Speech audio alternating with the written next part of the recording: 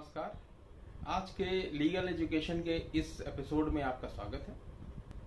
आज हम बात करेंगे अपराध की। अपराध क्या होता है, क्योंकि जब तक हम अपराध को नहीं समझेंगे तब तक हम अपराधी नहीं समझ पाएंगे, तब तक हम कानून नहीं समझ पाएंगे।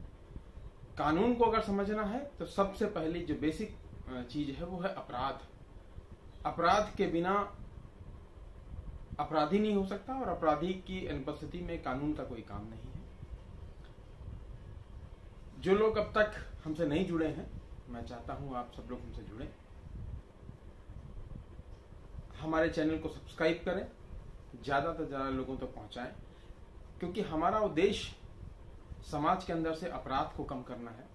समाज को शिक्षित, सुशिक्षित और भयमुक्त बनाने के लिए ये जरूरी है कि हम कानून के ज्ञान को प्राप्त करें, क्योंकि कानून का ज्ञान ही एकमात्र ज्ञान ऐसा है जो अपराध को कंट्रोल कर सकता है।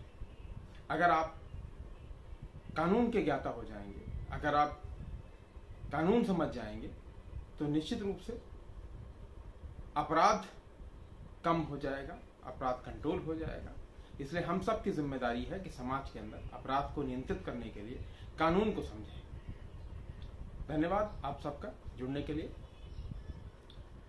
भारतीय दंड संहिता, जहां तक आप जान रहे हैं कि हमने अब तक कई सारे एपिसोड्स बनाए हैं, तो भारतीय दंड संहिता जो आधारित है, या कोई भी दंड संहिता जो आधारित होती है वो हमेशा अपराध पे से जुड़ी होती है, क्योंकि अपराध नहीं होगा तो दंड संहिता का कोई उपयोग नहीं है। अपराध होता क्या है? अपराध एक मनाह स्थिति है, एक ऐसी स्थिति जहां हम अवांछनीय काम करते हैं, अवांछित काम करते हैं, और इसकी परिभाषा दो जगह मिलती है भारतीय कानून में। एक आईपीसी की धारा 40 और एक सीआरपीसी की धारा 2N। ये दोनों जगह अपराध को परिभाषित किया गया और कहा गया कि अपराध वो है जो सभ्य समाज या राजतंत्रात्मक व्यवस्था के खिलाफ किया गया कोई भी काम। ऐसा कोई काम जो समाज के अंदर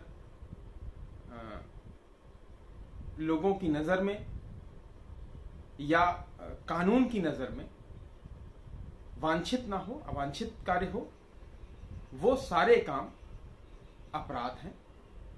अपराध कई तरीके का हो सकता है। अपराध संज्ञेय होता है, अपराध असंज्ञेय होता है। संज्ञेय का मतलब जो ज्यादा गंभीर अपराध होते हैं, और असंज्ञेय अपराध। इसके अलावा संपत्ति, राष्ट्र, व्यक्ति, इन तीन के विरुद्ध हमेशा अपराध होता है। या तो अपराध जो आप करेंगे या कोई भी करेगा वो राष्ट्र के खिलाफ करेगा, या किसी व्यक्ति के खिलाफ करेगा, या किसी की संपत्ति के खिलाफ करेगा। अपराध इन तीनों के अलावा नहीं हो सकता है। जैसे कोई कह सकता है कि साहब जानवर के खिलाफ हमारे अपराध हो गया, किसी ने जानवर मार डाला, तो जानवर भी एक संपत्ति है। राष्ट्र, कोई राष्ट्रद्रोह कर रहा है, कोई ऐसा काम कर रहा है जिससे राष्ट्र के अंदर विघटन पैदा हो सके, ऐसा कोई काम कर रहा है जो राज्य की सत्ता को चैलेंज कर रहा हो, राष्ट्र के खिलाफ काम कर रहा हो, तो वो राष्ट्रद्रोह के श्रेणी में आता है। कोई ऐसा काम हो रहा हो जिससे किसी व्यक्ति को नुकसान हो रहा हो, जैसे कोई चोरी कर रहा है, कोई हत्या कर रहा है, कोई लूट कर रहा है, किसी तरीके का महिलाओं के प्रति कोई अपराध कर रहा है, तो ये सारे कार्य जो होंगे वो व्यक्तिगत अपराध हैं, किसी व्यक्ति के खिलाफ है। और तीसरा संपत्ति का अपराध, जो किसी की चोरी करना, किसी के साथ फ्रॉड करना, गलत तरीके से पेपर बना ले या कोई गलत तरीके कोई कूट रचना कर ले, तो ये संपत्ति के विरुद्ध अपराध का है। अपराध वो स्थिति है जो धारा 40 में भी समझाई गई है, और सीआरपीसी की धारा, भारतीय दंड संहिता की धारा 40 और दंड प्रक्रिया संहिता की धारा 2N, ये दोनों धाराएं हैं जो ये बताती हैं कि अपराध क्या होता है। तो अपराध, मुझे लगता है आप समझ गए होंगे कि वो कार्य जो राज्य की सत्ता के विरुद्ध किया गया काम हो, राज्य के कानून के विरुद्ध किया गया काम हो, या समाज के अंदर ऐसा कोई कार्य जो समाज जिसको पहले से निर्धारित कर रखा है कि इस तरीके का कार्य अगर होंगे तो वो समाज विरुद्ध होंगे या किसी के व्यक्ति के विरुद्ध होंगे, तो वो कार्य हमेशा अपराध की श्रेणी में आएंगे और अपराधी उनको करने वाला व्यक्ति अपराधी होगा। एक दो उदाहरण हम लेते हैं, जैसे कि कोई व्यक्ति किसी दूसरे व्यक्ति के अधिकार में आने वाली चीज को या अधिकार में आने वाली संपत्ति को छल पूर्वक प्राप्त कर लेता है। अब अगर कोई छल पूर्वक प्राप्त कर रहा है तो निश्चित रूप से वो अपराध कर रहा है, क्योंकि उसका उस पर अधिकार नहीं है। तो वो जो छल पूर्वक प्राप्त कर रहा है वो अपराधी होगा, और जो संपत्ति जो कार्य कर रहा है वो अपराध की श्रेणी में आएगा। या कोई व्यक्ति किसी की मारपीट करता है, तो मारपीट की स्थिति में दो स्थितियां पैदा हो सकती हैं कि ए ने बी को मारा, लेकिन कभी कभी होता था कि ए ने बी को मारा और बी ने भी बाद में ए को मारा। तो अपराधी कौन होगा, ए होगा कि या बी होगा? निश्चित रूप से अपराधी ए होगा, क्योंकि बी ने जो मारपीट की है एक के मारने के बाद वो अपने बचाव में की है, सेल्फ डिफेंस में की है, और सेल्फ डिफेंस में किया गया कोई भी कार्य, अपने आप को बचाने के लिए किया गया कोई भी कार्य अपराध की श्रेणी में नहीं आता है। ये आगे हम बताएंगे, क्योंकि बहुत सारे अपवाद हैं अपराध की स्थिति में, जो आप काम तो करेंगे लेकिन उनको अपराध की श्रेणी में नहीं माना जाता है। जैसे कि कोई डॉक्टर है और डॉक्टर किसी आदमी को किसी मरीज को इलाज करते समय और वो व्यक्ति मर जाता है, तो डॉक्टर अपराधी कहलाना चाहिए।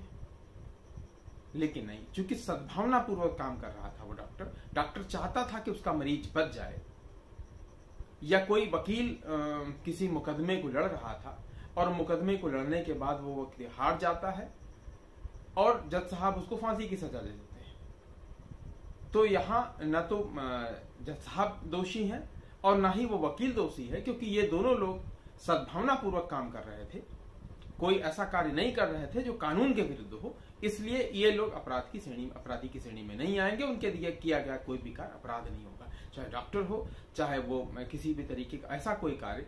जैसे अध्यापक है, कभी कभी बच्चे को पीट देता है, किसी छात्र को पीटता है कि तुम कल का पढ़ के नहीं आए थे, या कल तुम अपने होमवर्क करके नहीं आए, तो वो होमवर्क करके नहीं आए तो उसको एक डंडा मार दिया, एक तमाचा मार दिया, या उसको डांट दिया, तो निश्चित रूप से अपराध की श्रेणी में आना चाहिए था। लेकिन चूंकि अध्यापक जो है वो शिक्षा देने के उद्देश्य से या उसकी प्रगति के उद्देश्य से उसको पढ़ाना चाह रहा है या उसको डांट रहा है, तो वो कार्य अपराध की श्रेणी में नहीं आएगा। मुझे लगता है आप समझ गए होंगे कि अपराध वो कार्य है जो समाज में वांछनीय कार्य नहीं है, जो ऐसे कार्य जिनसे दूसरों को कष्ट होता है, ऐसे कार्य जो दूसरों की संपत्ति को प्राप्त करने के लिए कोई आदमी काम करता है, वो भी छलपूर्वक कूट रचना करके, या राष्ट्र के विरुद्ध ऐसा कोई कार्य कर रहा है जिसके कारण समाज के अंदर विघटन हो रहा हो, राष्ट्र कमजोर हो रहा हो, ऐसा कोई भी कार्य अगर कोई व्यक्ति करता है तो वो उसका द्वारा किया गया कार्य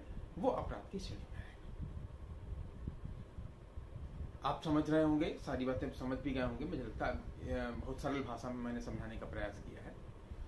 आप सबसे मेरी गुजारिश है कि मेरे चैनल को सब्सक्राइब करें, ज्यादा से ज्यादा तक लोगों को तक पहुंचाएं, जिससे कानून का ज्ञान समाज के अंदर हर व्यक्ति को प्राप्त हो सके, और कानून का ज्ञान प्राप्त करने के बाद समाज में जो अपराध की स्थिति है वो निश्चित रूप से नियंत्रित होगी। बहुत बहुत धन्यवाद।